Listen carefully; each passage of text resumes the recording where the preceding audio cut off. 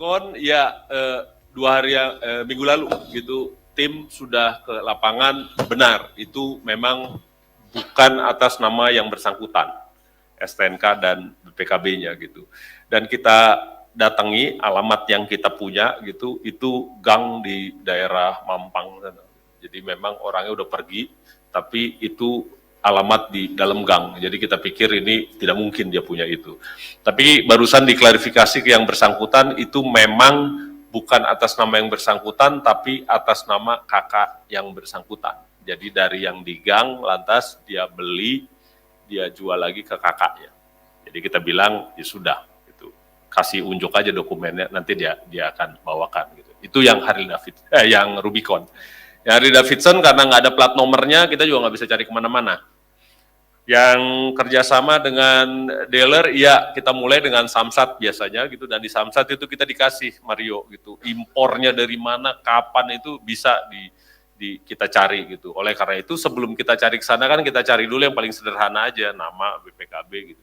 Kalau dibilang jual massal gitu ya kita pastilah Mario, kita pasti amati gitu kalau ada namanya. Ini sekarang kita angkut nama-nama penjualnya ke Irjen Kementerian Keuangan, ini nama-nama ini pegawai siapa sih gitu.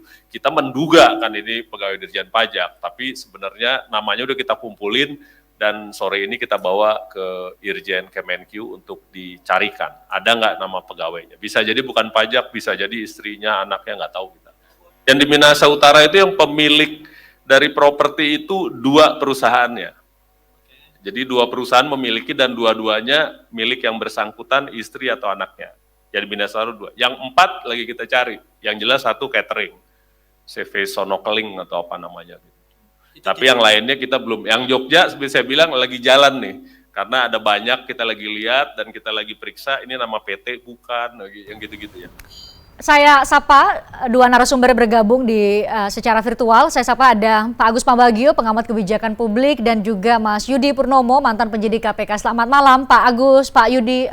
Malam. Selamat malam Mbak, selamat malam pemirsa. Selamat malam. Pak Agus, saya karena tadi ini masih nyambung dengan apa yang tadi Pak Rodi Bako dari pakar perpajakan yang saya tadi temui di gedung KPK. Ini Pak Agus, ia menyoal mengenai taji dari pengawasan secara berjenjang dari atasan langsung seorang ASN, kemudian juga keberadaan dari Inspektorat Jenderal. Apakah menurut amatan Anda memang tidak jalan sebenarnya mekanisme pengawasan internal di kementerian dan lembaga selama ini? Kebanyakan kan memang kita itu pandai membuat peraturan tapi tidak pandai menjalankannya. Ya sekarang inspektorat kadang agak sungkan karena itu kan sejawatnya di situ. Apapun golongannya itu sejawat mereka. Jadi memang agak bias. Padahal tugas inspektorat adalah melakukan penelitian atau pengawasan untuk internal sebelum masuk nantinya aparat penegak hukum. Nah itu memang sering tidak jalan karena itu tadi hubungan perkawanan di ASN, kemudian juga kemungkinan juga ikut menikmati, kita nggak tahu kan. Itu yang harus dicari oleh aparat penegak hukum dan juga aparat-aparat lain sesuai dengan tupoksinya. Itu aja. Oke, ini berarti memang ada aturannya, tetapi kemudian memang dalam tataran implementasinya itu belum jalan. Nah, saya ke Mas Yudi nih, Mas Yudi tadi nunggu-nunggu di luar itu di lobi gedung KPK dan di ruang wartawan ini ngapain aja nih 9 jam lama banget. Saya harus balik karena mau mengudara malam ini di obrolan malam. Jadi Anda mungkin bisa cerita sebenarnya ketika Pak Pahala tadi ya Deputi Pencegahan bilang, ini adalah kali pertama kami memintai verifikasi bagi seseorang yang belum ada dugaan tindak pidananya memang, tapi dimintai untuk mengklarifikasi. Kira-kira apa saja yang diperiksa selama 9 jam itu? Ya, tadi saya sudah mampu mendapat gambaran ya dari apa yang disampaikan oleh Pak Pahala. Jadi berita ini kan namanya masih proses klarifikasi dilakukan oleh tim pemeriksa ya dari Direktorat LHKPN dan mungkin ada dari yang lainnya gitu ya. Nah di situ mereka biasanya akan mempersiapkan materi atau bahan-bahan ya yang akan nanti digunakan untuk bertanya kepada Pak Rafael gitu ya. Bagaimana caranya? Pertama tentu yang dari LHKPN yang disampaikan. Ingat loh bahwa LHKPN itu adalah sepihak dari penyelenggara negaranya. Ya, jadi semua dikumpulkan. Kemudian yang kedua, berdasarkan informasi-informasi dari masyarakat, ya, dan bukan hanya mentahnya, tapi diperdalam. Misalnya aset, mobil atas nama siapa. Kemudian yang kedua, rumah atas nama siapa, perusahaan, deposito, rekening. Di dalam LHKPN itu ada namanya surat kuasa.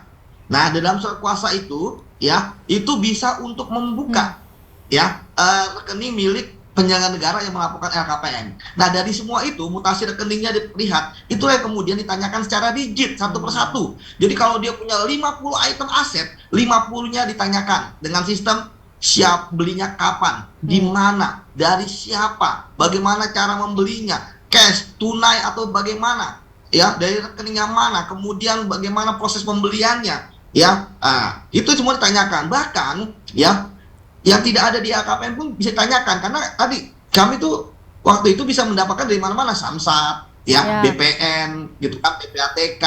Nah, karena memang, Mbak, secara faktual bahwa di LHKPN itu ada 3 tipe orang yang melaporkan LHKPN. Ada yang di markup, gitu ya, dibesar-besarkan supaya nanti kalau dia dapat uang korupsi besar itu tertutup, gitu ya. Ada yang dia memang jujur apa adanya, atau ada yang ketiga, ya, dia menurunkan. Jadi seolah-olah dia sederhana, nggak punya apa-apa, tapi ternyata korup. Nah, dari sini jawaban-jawaban, ya, yang disampaikan oleh yang diklarifikasi, ya, itu akan dipelajari. Karena kan nggak bisa dalam waktu sekejap, Mbak. Tadi juga disampaikan oleh Pak Pahala bagaimana kan bahan-bahan yang didapatkan ini masih ada proses, ya, yang nantinya, Mbak, ini kan ada berita acara klarifikasi, ya. Artinya baik pemeriksa maupun yang diperiksa itu setuju dengan hasil pemeriksaan di hari ini, yang nantinya akan dianalisis, yang kita harapkan bahwa apakah ada nanti ujungnya, apakah ada harta yang mencurigakan, gitu ya, tidak wajar atau tidak. Dengan tadi salah satu kriteria tidak wajar adalah lonjakan yang sangat signifikan. Kemudian yang kedua, biasanya ada diduga masih menggunakan nama-nama orang lain sebagai nominenya, kepemilikan bukan juga. Seperti itu, Mbak. Oke, Mas Yudi, tadi Pak Pahala sempat menjelaskan beberapa item yang memang mengemuka ke publik. Satu mengenai mobil Rubicon, katanya ini adalah kalau dilihat dari BPKB-nya itu milik seseorang yang tinggal di gang kecil, yang patut diduga ini kenapa kok punya Rubicon dengan harga yang fantastis, miliaran tentunya. Tapi katanya itu ia beli dan ia jual lagi kepada kakaknya. Jadi sekarang itu milik kakaknya. Kemudian Moge, motor gede itu tidak punya nomor polisi. Jadi KPK tidak tahu itu milik siapa. Kemudian aset-aset yang berada di Minahasa Utara misalnya, itu ternyata adalah milik dari perusahaan yang atas nama istri dan anak dari Rafael Alun. Apakah dari secara yuris normatif, apakah ini patut diduga ada tindak pidana pencucian uang atau ada tindak pidana jenis korupsi lain di situ? Ya, seperti tadi saya jelaskan bahwa hasil ini akan menjadi indikasi, ya, ketika loh kok Anda mempunyai aset tapi atas nama orang lain, ya, kemudian udah atas nama orang lain diserahkan kepada orang lain juga. Nanti akan diverifikasi Anda belinya, Anda menjual lagi, mana bukti penjualannya, ya kan?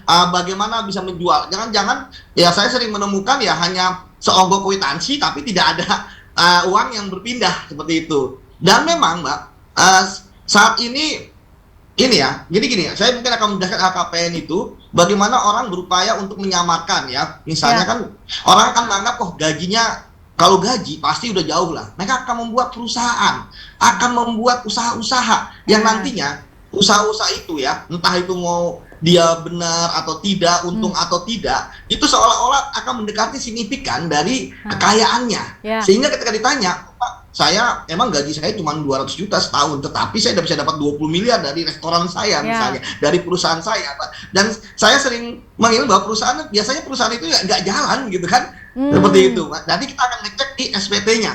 Nah, itu sangat penting, bahwa berapa keuntungan dari perusahaan tersebut. Ya, kadang-kadang SPT-nya saya sering melihat. Oh, itu bisa lanjut lagi ditelusuri begitu, ya?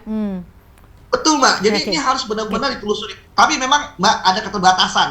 Karena ini kan di bagian pencegahan, ada keterbatasan. Nanti kita harapkan kalau nanti sudah ada keputusan atau konklusi dari LHKPN, nanti kemudian diserahkan ke Dumas, ya nanti petugas pengaduan masyarakat mencari tadi yang Mbak katakan, tindak pidana korupsinya yang mana. kasusnya yang mana. Kita kan membangun case building Baik. seperti itu. Baik, itu kalau dari dugaan tindak pidana korupsinya, karena dalam hal ini kita bicara dalam konteks lembaga KPK. Tapi usai jeda saya ke Pak Agus. Ini Pak Agus kan ada beberapa fakta-fakta yang terungkap, belum masuk deh ke fakta-fakta hukum, tapi fakta-fakta yang terungkap kok keluarganya bisa punya usaha, usahanya bisa menghasilkan 6.500 meter, artinya 6,5 hektar. Itu belum perusahaannya di Jogja ya, karena masih dalam proses verifikasi di ini.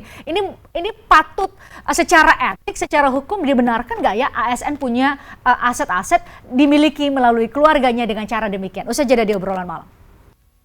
Tertarik dengan diskusi saya dengan para narasumber? Saksikan obrolan malam dengan topik-topik menarik lainnya. Jangan lupa subscribe ya channel YouTube Berita 1. Like, komen, dan share video ini ya. Terima kasih.